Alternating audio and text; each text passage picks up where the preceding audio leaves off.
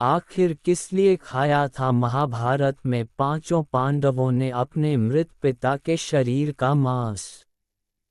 मित्रों, आपने ये जरूर सुना होगा कि महाभारत में पांचों पांडवों ने अपने पिता की मृत्यु के पश्चात उनके मृत शरीर का मांस खाया था।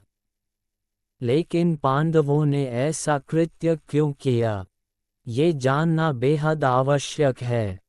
मित्रों, महाभारत की कहानी अनेक रहस्यों से भरी हुई है और इसमें इतने रहस्य छिपे हुए हैं जिनका पता हर किसी व्यक्ति को नहीं है। इसलिए आज हम आपको बताते हैं कि आखिर पांडवों ने अपनी पिता के मृत शरीर का मांस क्यों खाया था। लेकिन उससे पहले आपने यदि चैनल सब्सक्राइब नहीं किया है तो सबसे पहले चैनल सब्सक्राइब जरूर कर लीजिएगा। मित्रों, आज हम आपको महाभारत से जुड़ी एक घटना बताते हैं जिसमें पांचों पांडवों ने अपने मृत पिता पांडु का मांस खाया था। उन्होंने ऐसा क्यों किया, ये जानने के लिए पहले हमें पांडवों के जन्म के बारे में जानना पड़ेगा।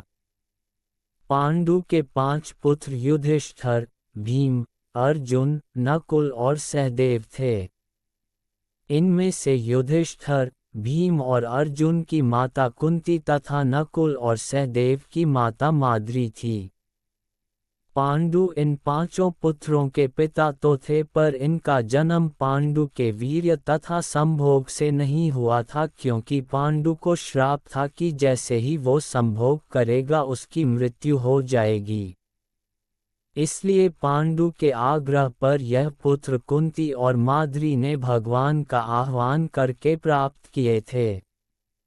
जब पांडु की मृत्यु हुई तो उसके मृत शरीर का मांस पांचों भाइयों ने मिल बांट कर खाया था।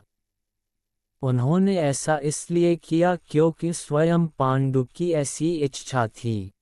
चूंकि उसके पुत्र उसके वीर्य से पैदा नहीं हुए थे, इसलिए पांडु का ज्ञान कौशल उसके बच्चों में नहीं आ पाया था। इसलिए उसने अपनी मृत्यु पूर्व ऐसा वरदान मांगा था कि उसके बच्चे उसकी मृत्यु के पश्चात उसके शरीर का मांस मिल बांट कर खा ले, ताकि उसका ज्ञान बच्चों में स्थानांतरित हो जाए। पांडवों द्वारा पिता का मांस खाने के संबंध में 2 मान्यता प्रचलित है। प्रथम मान्यता के अनुसार मांस तो पांचों भाइयों ने खाया था, पर सबसे ज्यादा हिस्सा सहदेव ने खाया था। जबकि एक अन्य मान्यता के अनुसार सिर्फ सहदेव ने पिता की इच्छा का पालन करते हुए उनके मस्तिष्क के 3 हिस्से खाए। पहले टुकड़े को खाते ही सहदेव को इतिहास का ज्ञान हुआ, दूसरे टुकड़े को खाने पे वर्तमान का और तीसरे टुकड़े को खाते ही भविष्य का। यही कारण था कि सहदेव पांचों भाइयों में सबसे अधिक ज्ञानी था और इससे उसे भविष्य में होने वाली घटनाओं को देखने की शक्ति मिल गई थी।